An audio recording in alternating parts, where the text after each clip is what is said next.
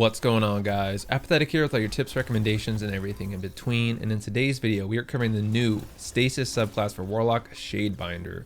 This new subclass in Destiny 2 is probably the most powerful of all three Stasis subclasses, with a powerful roaming super, insane freezing melee ability, an incredibly strong aspect that can be obtained post-campaign. So we're going to give an overview of the new super and base abilities you get when first unlocking Stasis, the powerful aspect and how to unlock it, and how to unlock fragments and the impact they have on your play. So if you're curious about the fragments and aspects of this subclass, as well as how Shadebinder stacks up, you're going to want to stick around. The last thing I'll add is I also stream on Twitch, so make sure you drop a follow using the link down below if you want to see more gameplay like this live. With that, let's get into it. Starting with the super on Shadebinder, and it's Winter's Wrath. This super has two functions that work together to really make this super devastating. First, you can fire a burst of 4 stasis shards that have light tracking and a generous hit radius to freeze your enemies. Then you also have a powerful AoE or area of effect that has a very generous range. Now it's important to use these abilities together to really get the most out of this new super. What you want to do is use your stasis shards to freeze your enemies, and once you have them frozen in place, you can go in with your area of effect ability and finish them off. I'll add that the AoE damage is not the best when enemies aren't frozen, but freezing enemies and then using your AoE does a critical damage of 650, which is going to kill any enemy or super in Destiny 2. This AoE effect can also do damage to enemies on the other side of a wall or the new glacial grenades. Winter's Wrath is very capable of freezing other stasis supers or supers in general, since you only need to land one of the 4 stasis shards to freeze your enemy, and with the light tracking and hit radius can be an easy task. Overall, Winter's Wrath is very hard to contend with because of its freezing long range ice shards and long range AoE that one-shot any player in PvP, and while it's still early, it's hard to not call this one of the best, if not the best super in Destiny 2. Moving on to the grenades for this subclass, which there are 3, and I believe they are the same across all classes, with the initial grenade you get being the glacial grenade, which creates a nice wall of ice which can be used to block off areas, used for platforming or when landed on an enemy, freezing them. To unlock the other grenades, you need to do the Born in Darkness quest that you receive after completing the campaign and unlocking Stasis.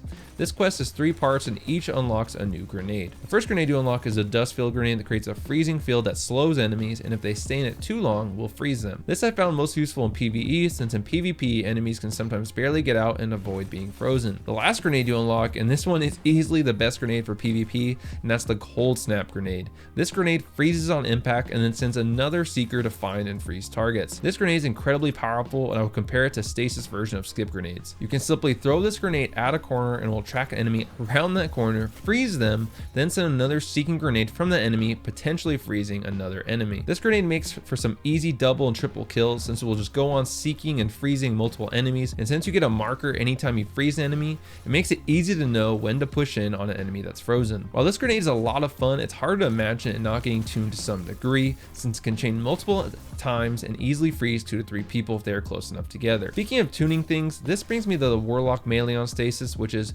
Penumbral Blast. We basically shoot a single stasis shard at your enemy, instantly freezing them. This melee ability is going to inspire a lot of Warlocks to start putting stats into strength. Similar to the super, it has a light tracking and a very generous hitbox. You can basically hit the ground in front of your enemy and freeze them instantly. I consider this a more powerful form of celestial fire, and when we talk about the aspect later, it will be very clear how incredibly powerful this ability really is. Having an ability like this is basically a guaranteed kill, because even if you die or don't kill your enemy when you freeze them, they still have to break out of being frozen, and then they take even more damage, adding insult to injury when it comes to being frozen. And they're also very likely to be killed by you or your teammates as well. I'll also add this same melee ability can also freeze supers, basically removing any fear of supers us Warlocks may have had before. If I had to choose one thing that for sure needs to be tuned on this subclass, it would be the melee ability. So while as a Warlock, I find this melee ability fun and somewhat hilarious, I also understand how frustrating it can be to play against, and wouldn't be surprised if you see it nerfed in the future. Moving on to our aspect, and guys, this aspect really takes this subclass to a whole new level of OP. To unlock the aspect, you need to complete the Beyond Light campaign and the first step of the Born in Darkness quest to receive the quest Aspect of Control, which upon completion of this quest will unlock the aspect Icefire Bolts. An unseeing and yet all-knowing stare fixed eternally to a solitary point. You track your enemies with blade-like precision. So what does this mean? If you remember those cold snap grenades that upon impact send seekers to freeze additional enemies, you now have that same effect here, except that anytime you shatter a frozen target, it will spawn a seeker to track and freeze nearby enemies. So let's tie it all together. I have a grenade that freezes enemies and creates seekers. But then if I kill that enemy and have this aspect, it will create another seeker from that kill, basically buffing my cold snap grenade even more as if it needed that. Then we get to our melee. I can melee and freeze an enemy, kill him with a primary or shotgun, shattering him, which will send a seeker to a nearby enemy, freezing them, and then that cycle can just repeat. But wait, there's more.